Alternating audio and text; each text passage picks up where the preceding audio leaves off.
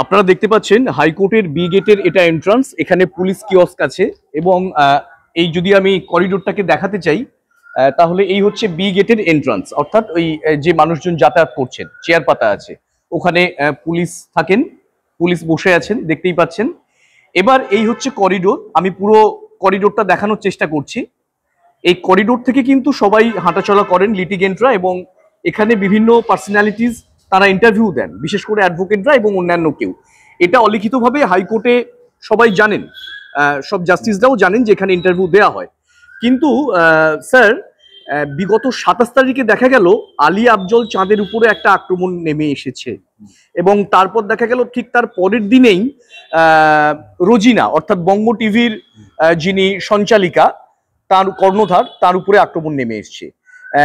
আপনার কি মনে হয় এই হাইকোর্টের মতো জায়গায়, এরকম একটা নিরাপদ সুরক্ষিত জায়গায়, এই যে গণতন্ত্রের চতুর্থ স্তম্ভ মিডিয়া, হ্যাঁ, তো সমাজ মাধ্যম যাই বলি না কেন, তো সেখানে যারা সংবাদ নিয়ে কাজ করতে চাইছেন, ইন্টারভিউ নিচ্ছেন যারা, তাদের উপরে এই যে আক্রমণ নেমে আসছে, কারা এই আক্রমণ করতে পারে বা কেন এই আক্রমণ, আপনি কি মনে করেন? আচ্ছা, এটা হচ্ছে রুলিং ডিসপেন্সেশন, মানে এই মুহূর্তে সরকারে যারা ক্ষমতায় আছে, এটা in fact to be very frank তাদেরই কাজ। কারণ যে দুজনের উপর আক্রমণ হয়েছে, প্রথম দিন বৃহস্পতিবার আক্রমণ হলো অ্যাডভোকেট আলী আফজল চাঁদের ওপরে, আর তার পরের দিন হলো সাংবাদিক রোজিনার ওপরে, বঙ্গ টিভির সাংবাদিক রোজিনার ওপরে হলো। কথা হচ্ছে এই আলী আফজল চাঁদ, উনি যে সম্প্রদায়েরই হোক না কেন, নিঃসন্দেহে বর্তমান রুলিং ডিসপেন্সেশন অর্থাৎ ক্ষমতায় যে দল আসীন আছেন সেই দলের বিরোধী, এবং উনি যেসব সাক্ষাৎকার দেন চাঁচাছোলা ভাষায় সরকারের সমালোচনা করেন এবং সরকারের প্রত্যেকটি কাজের প্রতিবাদ করেন, এবং প্রতিটি কথায় তার সমস্ত যুক্তি দিয়ে তিনি তার বক্তব্য বোঝানোর চেষ্টা করেন, এবং তার বক্তব্য পশ্চিমবঙ্গের গণ্ডি ছাড়িয়ে, ভারতবর্ষের গণ্ডি ছাড়িয়ে বিদেশেও আর কি ছড়িয়ে গেছে। পার্শ্ববর্তী রাষ্ট্র বাংলাদেশ তো বটেই, এমনকি বিশ্বের যেসব প্রান্তে বাঙালিরা বাস করেন সকলের কাছেই তার ভিডিও, তার বক্তব্য নিমিষে পৌঁছে যাচ্ছে। তার ফলে দেখা যাচ্ছে এই রুলিং ডিসপেন্সেশনের উপরে একটা জনমত সৃষ্টি হচ্ছে, ভীষণভাবে জনমত তৈরি হচ্ছে।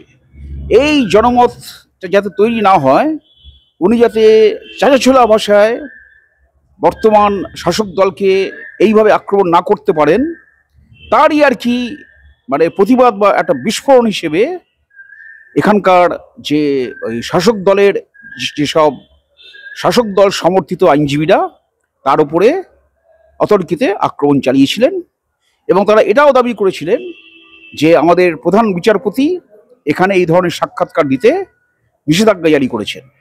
যদিও এই মর্মে কোনো আদেশনামা তারা দেখাতে পারেননি, এবং আমিও আমাদের হাইকোর্টের যে ওয়েবসাইট রেগুলার ফলো করি, লিস্ট দেখতে হয়, আরও নানা রকম নোটিফিকেশান দেখতে হয়, আমার চোখে এই ধরনের কোনো নোটিফিকেশান আজ পর্যন্ত পড়েনি যে হাইকোর্ট করিডোরে এই ধরনের কোনো ইন্টারভিউ দেওয়া যাবে না। প্রসঙ্গত উল্লেখযোগ্য, এই ধরনের সাক্ষাৎকার শুধু বিভিন্ন হাইকোর্টে নয়, এমনকি সুপ্রিম কোর্টের লনেও এই ধরনের সাক্ষাৎকার দেওয়া হয়। আমি নিজেও সুপ্রিম কোর্ট লনে দু একটা বিষয়ের উপরে এই ধরনের সাক্ষাৎকার দিয়ে এসেছি, এবং সেটা সাধারণত সুপ্রিম কোর্টের যে মাঠটা আছে মাঠে নেওয়া হয়। ক্ষেত্র বিশেষে যখন কোর্ট শেষ হতে দেরি হয়ে যায়, তখন অন্ধকার নেমে আসে, তখন কিন্তু সুপ্রিম কোর্টের ঠিক করিডোরের ভেতরে এই ধরনের ইন্টারভিউ নেওয়া হয়। এবং কোনো চিফ জাস্টিস, ইনফ্যাক্ট সাংবাদিকদের কাজের ওপরে চিফ জাস্টিস কেন রাষ্ট্রপতিরও হস্তক্ষেপ করার কিন্তু আদারওয়াইজ কিন্তু অধিকার নেই। রাষ্ট্রপতিও সাংবাদিকদের কাজের উপরে হস্তক্ষেপ করতে পারে না।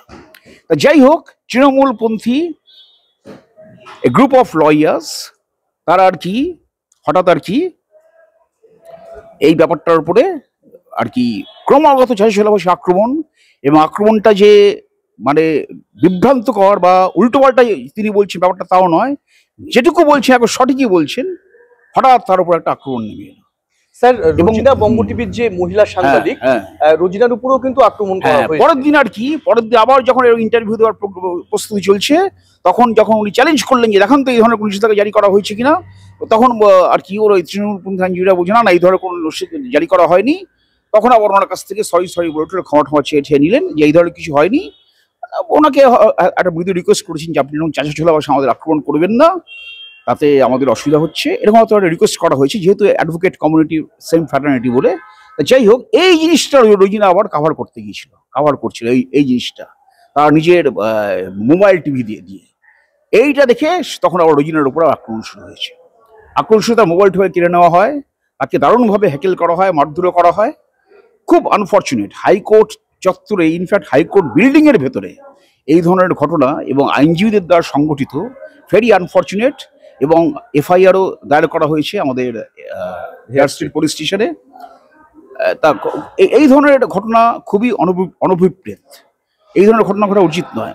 আমি কতবার এখানে ইন্টারভিউ দিয়েছি, সেই বিমান বসু যখন অমিতাভ লালার বিরুদ্ধে বলেছিলেন অমিতাভ লালা বাংলা ছেড়ে পালা, তখন বামফ্রন্ট এখানে ক্ষমতায় আসীন ছিল এবং বামফ্রন্টে তখন রমরমা।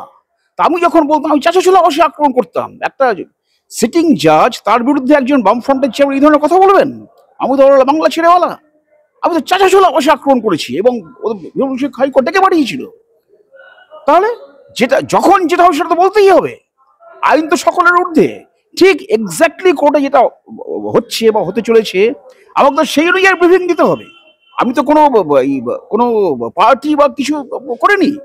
তাহলে যিনি বলছেন তিনি একজন রেসপন্সিবল পার্সন, আমার বামফ্রন্টের চেয়ারম্যান, তিনি বলে দিন না বাংলা ছেড়ে পালা, আর সেটা আমি এখানে দাঁড়িয়ে বলবো না। আমি রিপিটেডলি হাইকোর্টে তার সামনে দাঁড়িয়ে চাচা ছোলা ভাষা আক্রমণ করেছি। তখন স্যার কোনো আক্রমণ এই ধরনের আক্রমণ তো হয়নি, কিন্তু এমনি আর কি মানে মুখে মুখে অনেক সমালোচনা বা সেট ফেট সেটা হয়তো হয়েছিল, কিন্তু যারা করছিল না হ্যাকেল কিছু নেই। এবং যারা ওই সব সেট ফেট দিচ্ছিল সবাই আমার পরিচিত, সবাই আমার বন্ধু বান্ধব। তা আমি সেরকম কিছু মানে এই ধরনের কিছু ফিল করি। সবাই আমার বন্ধু, আমার পাড়াতেও আর কি আমাকে মাপতো, আমি চেম্বারে বসতে করে মাপতো, তখন তো সবাই মাপতো। কিন্তু আলটিমেটলি আমার সেরকম কোনো অসুবিধা হয়নি। আমি থ্রু আউট আমার মামলা করতে গেলে যা করা দরকার, যখন যেখানে ইন্টারভিউ দিতে হয়েছে তখন আমি ইন্টারভিউ দিয়ে গেছি। শুধু কলকাতা নয়, বাইরে টিভি চ্যানেল এসেছিল, ইন্টারভিউ দিয়েছি, এই ধরনের আক্রমণ হয়নি। কিন্তু এইবারে আর কি দেখা যাচ্ছে রুলিং ডিসপেন্সেশন খুব ডেসপারেট হয়ে গেছে।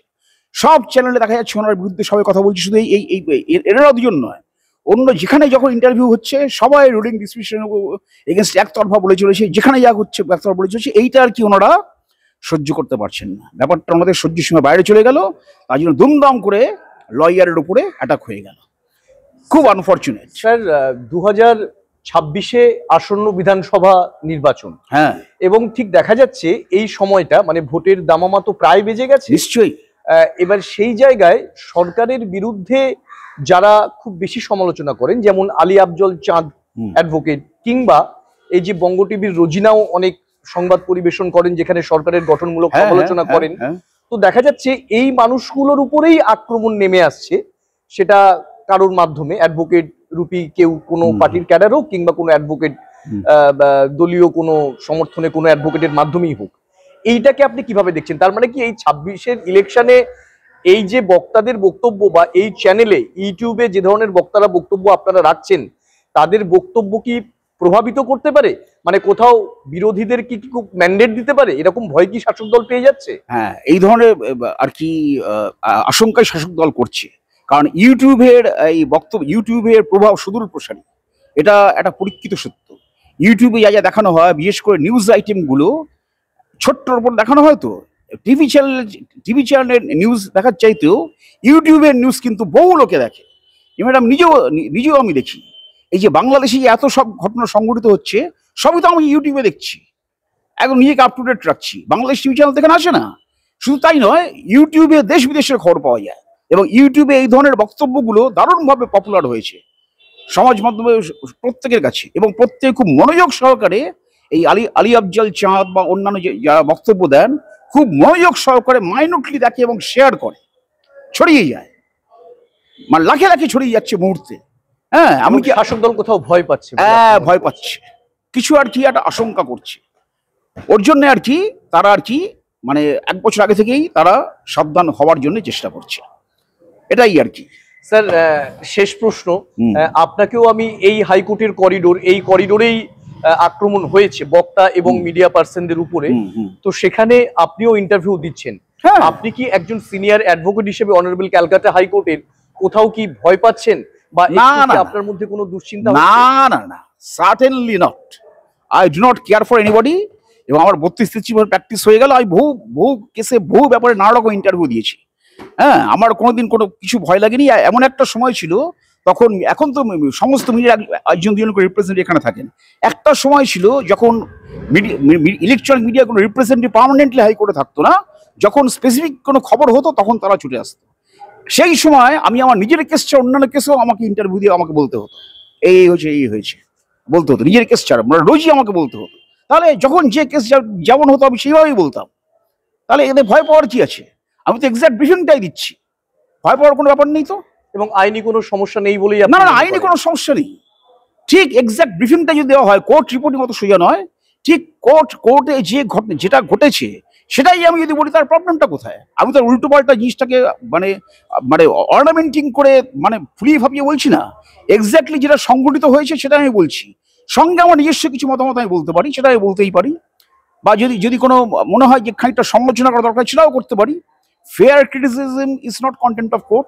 যাই হোক, আমার কোনো সমস্যা নেই। এবং আমি যে এখন যে সাক্ষাৎকার দিচ্ছি, আমার মনে হয় না কোথাও ভয়ের কোনো ব্যাপার আছে, বা আমি মনে করি না যে আমার উপরে কোনো আক্রমণ নেমে আসতে পারে বা কিছু। আমি এটা চিন্তাই করি না, ভাবতেই পারি না। অসংখ্য ধন্যবাদ ঠিক আছে। স্যার। আমরা কথা বললাম ঠিক আছে। হাইকোর্টের senior advocate mister Kallol Guha ঠাকুরতার সঙ্গে। নমস্কার।